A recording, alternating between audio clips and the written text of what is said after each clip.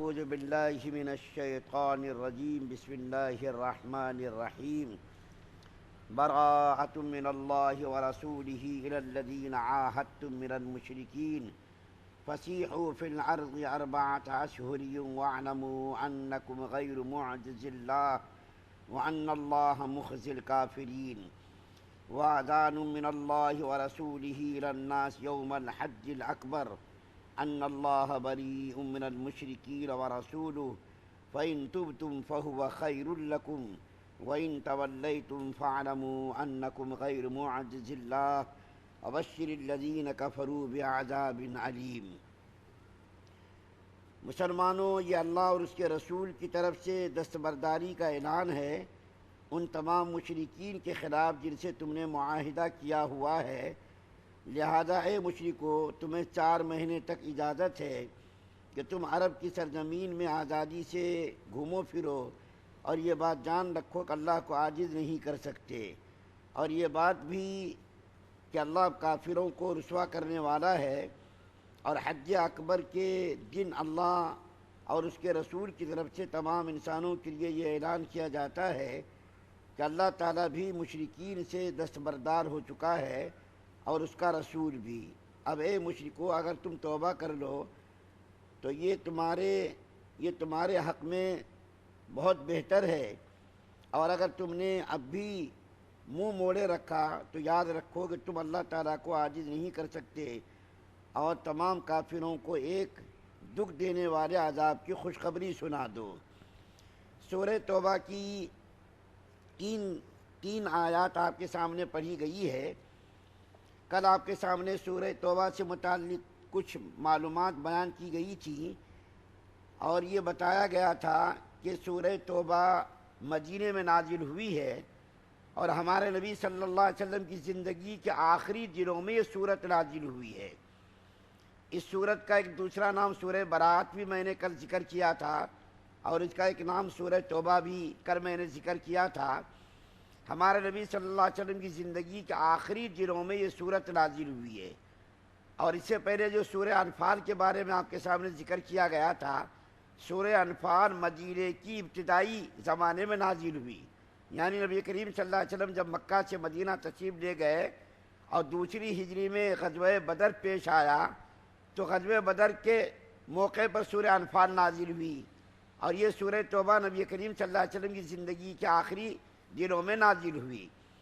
جس زمانے میں یہ سورت نازل ہوئی ہے اس زمانے میں مشرکین اور کفار کی 4 قسمیں تھیں۔ جس زمانے میں سورہ توبہ نازل ہوئی ہے اس زمانے میں کفار اور مشرکین کی 4 قسمیں تھیں۔ میں ان 4 قسموں کو مختصر طور پر بیان کرتا ہوں۔ پہلی قسم ان مشرکین کی تھی جن کے ساتھ مسلمانوں نے جنگ بندی کا معاہدہ نہیں کیا ہوا تھا۔ ایسے مشرکین کو 4 مہینے کی مہلت دی گئی کہ ان 4 مہینوں میں وہ اگر اسلام لانا چاہیں تو اسلام لے آئیں، اور اگر جزیرہ عرب سے باہر کہیں جانا چاہیں تو اس کا انتظام کر لیں۔ اگر یہ دونوں کام نہ کر سکے تو ان کے خلاف بھی اعلان جنگ کر دیا گیا ہے کہ ان کو جنگ کا سامنا کرنا ہوگا۔ سب سے پہلی قسم مشرکین کی ایسی تھی جن کے ساتھ مسلمانوں کا کوئی معاہدہ نہیں تھا۔ ان کو یہ موقع دیا گیا کہ تم 4 مہینے تک جزیرۃ العرب میں رہ سکتے ہو، 4 مہینے کے بعد تم کہیں چلے جاؤ، اور اگر تم نہیں گئے کہیں تو تمہارے خلاف اعلان جنگ کیا جائے گا، اور تم کو جہاں بھی پایا جائے گا وہاں تم کو قتل کر دیا جائے گا۔ اور دوسری قسم ان مشرکین کی تھی جن کے ساتھ جنگ بندی کا معاہدہ ہوا تھا لیکن اس کی کوئی مدت متعین نہیں تھی۔ ان کے بارے میں بھی یہ اعلان کر دیا گیا کہ اب وہ معاہدہ 4 مہینے تک جاری رہے گا، اس دوران ان کو بھی وہی کام کرنے ہوں گے کہ جو پہلی قسم میں بیان کیا گیا کہ 4 مہینے کے بعد وہ جزیرۃ العرب سے نکل جائے، اور اگر وہ کہیں پائے جائیں گے تو ان کو قتل کر دیا جائے گا۔ پہلی قسم مشرکین کی کیا تھی کہ جن کے ساتھ کوئی معاہدہ نہیں تھا، ان کو 4 مہینے کی مہلت دی گئی جزیرۃ العرب میں رہنے کی۔ 4 مہینے کے بعد وہ چلے جائے، جزیرۃ العرب میں کہیں بھی نظر نہ آئے۔ اور دوسری قسم یہ تھی کہ جن کے ساتھ معاہدہ ہوا تھا لیکن اس کی کوئی مدت متعین نہیں تھی، ان کو بھی 4 مہینے کی مہلت دی گئی۔ 4 مہینے کے بعد وہ لوگ بھی کہیں چلے جائیں، ان کی مرضی ہے۔ اور تیسری قسم ان مشرکین کی تھی جن کے ساتھ نبی کریم صلی اللہ علیہ وسلم نے معاہدہ تو کیا تھا، لیکن اس نے بدعہدی کی اور وہ معاہدہ توڑ دیا۔ جیسے کفار قریش کے ساتھ حدیبیہ میں معاہدہ ہوا تھا، لیکن انہوں نے اس کی خلاف ورزی کی اور اسی کی بنا پر نبی کریم صلی اللہ علیہ وسلم نے مکہ مکرمہ پر حملہ کر کے اسے فتح کر دیا تھا۔ ان لوگوں کو کوئی مزید مہلت نہیں دی گئی، لیکن چونکہ بہت دستبرداری کا یہ اعلان فتح کے موقع پر کیا گیا تھا، جو خود حرمت والے مہینے میں شمار ہوتا ہے، اور اس کے بعد محرم کا مہینہ بھی آنے والا تھا اور اس میں جنگ بندی جائز نہیں ہے۔ تو تیسری قسم مشرکین کی وہ تھی جن کے ساتھ مسلمانوں نے 10 سال کا معاہدہ کیا تھا، جیسا کہ صلح حدیبیہ کے موقع پر بیان کیا گیا تھا۔ 10 سال تک مسلمان اور کافر آپس میں لڑیں گے نہیں، 10 سال تک کوئی لڑائی جھگڑا نہیں ہوگا، لیکن کفار نے معاہدے کو توڑ دیا تھا، جس کی بنا پر نبی کریم صلی اللہ علیہ وسلم نے مکہ پر حملہ کر کے مکہ کو فتح کر لیا تھا۔ اس موقع پر اس کو کوئی مزید مہلت نہیں دی گئی، ان سے یہ کہا گیا کہ تم لوگ اب اپنا راستہ دیکھو، جہاں جانا وہاں چلے جاؤ، اسلام قبول کرنا تو اسلام قبول کر لو۔ اور چوتھی قسم ان مشرکین کی تھی جن کے ساتھ کسی خاص مدت تک کے لیے مسلمانوں نے جنگ بندی کا معاہدہ کر رکھا تھا اور انہوں نے کوئی بدعہدی بھی نہیں کی تھی۔ ایسے لوگوں کے بارے میں آیت نمبر 4 میں یہ حکم دیا گیا ہے کہ ان کے معاہدے کی جتنی بھی مدت باقی ہے اس کو پورا کیا جائے اور اس پوری مدت میں ان کے ساتھ کسی قسم کا تعرض نہ کیا جائے۔ مثلا قبیلے کنانہ کے 2 چھوٹے قبیلے بنو زمرہ اور بنو مدلج کے ساتھ آپ کا ایسا ہی معاہدہ ہوا تھا اور ان کی طرف سے کوئی بدعہدی سامنے نہیں آئی تھی۔ ان کے معاہدے کی مدت ختم ہونے میں اس وقت 9 مہینے باقی تھے۔ تو چوتھی قسم کافروں کی یہ تھی کہ جن کے ساتھ معاہدہ ہوا تھا اور انہوں نے کوئی بدعہدی نہیں کی، تو ان کو موقع دیا گیا، ان کے معاہدے کی مدت 9 مہینے تھی، ان کو موقع دیا گیا کہ 9 مہینے کے بعد تم لوگ جہاں تمہاری مرضی ہو وہاں تم چلے جاؤ۔ دستبرداری کا یہ حکم آ چکا تھا، لیکن اللہ تعالیٰ نے ان تمام لوگوں سے انصاف کی خاطر ان مختلف مدتوں کی مدتوں کو اس وقت سے فرمائی جب کہ ان کو اس سارے احکام کی اطلاع ہو جائے۔ پورے عرب میں اعلان کا سب سے مؤثر ذریعہ یہ تھا، یہ اعلان حج کے موقع پر کیا جائے۔ سارے عرب کے لوگ حجاز میں جمع ہو جاتے تھے اور اس وقت تک مشرکین بھی حج کے لیے آتے تھے۔ چنانچہ فتح مکہ کے بعد 9 ہجری میں جو حج فرض ہوا تھا، اس وقت نبی کریم صلی اللہ علیہ وسلم بنفس نفیس تو حج کے لیے تشریف نہیں لے گئے تھے، لیکن حضرت ابو بکر صدیق رضی اللہ تعالیٰ عنہ کو امیر حج بنا کر کے بھیجا تھا۔ اس کے بعد آپ صلی اللہ علیہ وسلم نے حضرت علی رضی اللہ تعالیٰ عنہ کو بھی اسی مقصد سے روانہ کیا کہ وہ ان احکام کا سب کے سامنے اعلان کر دیں۔ وجہ یہ تھی کہ اہل عرب میں یہ معمول تھا کہ اگر کسی شخص نے کوئی معاہدہ کیا ہو تو وہ اس سے ختم کرنا چاہتا ہو تو یہ ضروری سمجھا جاتا تھا کہ معاہدہ ختم کرنے کے اعلان یا تو وہ خود کرے یا اس کا کوئی عزیز قریب رشتہ دار کرے۔ تو 9 ہجری میں حج فرض ہوا تھا، تو اللہ کے رسول صلی اللہ علیہ وسلم نے سب سے پہلا حج کرانے کے لیے حضرت ابو بکر صدیق کو روانہ کیا تھا، اور اس کے اندر 300 افراد شریک تھے۔ 300 افراد کی عمارت حضرت ابو بکر صدیق رضی اللہ تعالیٰ عنہ کو دی گئی تھی اور فرمایا کہ تم جا کر کے ان لوگوں کو حج کراؤ۔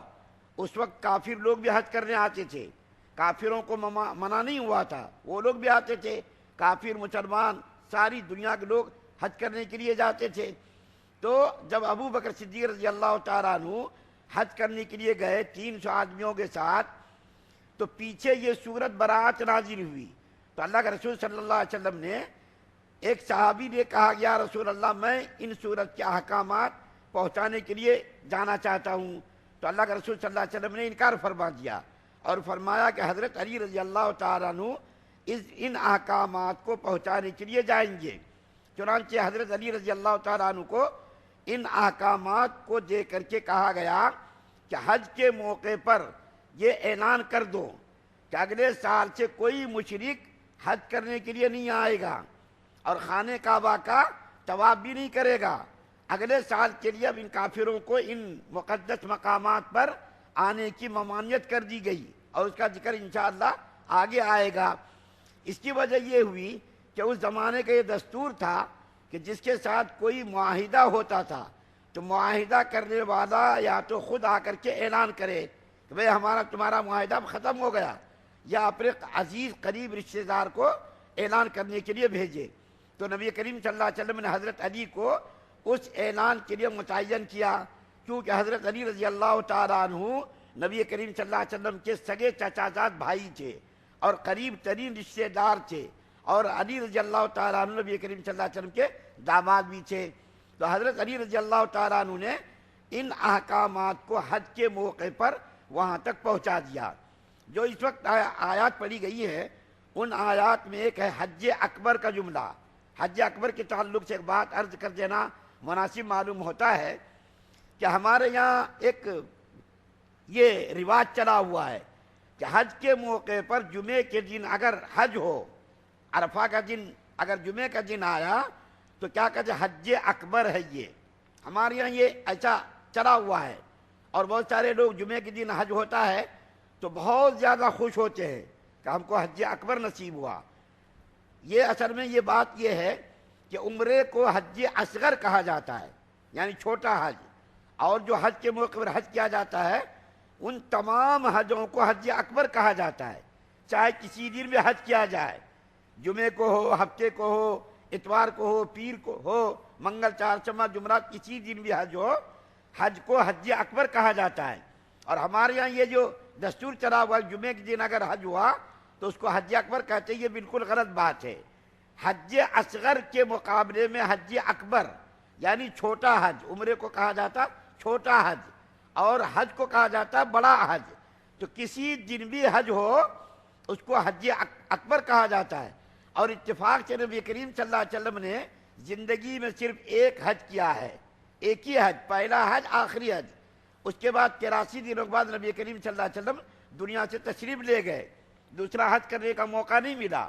اور یہ حج جو نبی کریم صلی اللہ علیہ وسلم نے فرمایا وہ 10 ہجری میں آپ نے ادا فرمایا۔ تو اتفاق سے جس دن آپ نے حج کیا وہ جمعے کا دن تھا۔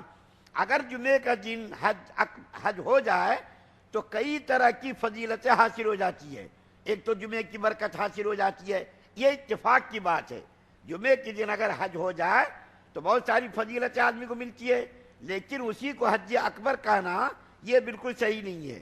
کوئی بھی حج ہو، کسی زمانے کسی دن بھی حج ہو، وہ حج اکبر ہی ہے، اس کو حج اکبر ہی کہا جائے گا۔ اللہ سے دعا ہے اللہ ہم سب کو سننے زیادہ عمل کی توفیق عطا فرمائے۔ سبحان اللہ بحمدہ، سبحانک اللہم وبحمدک۔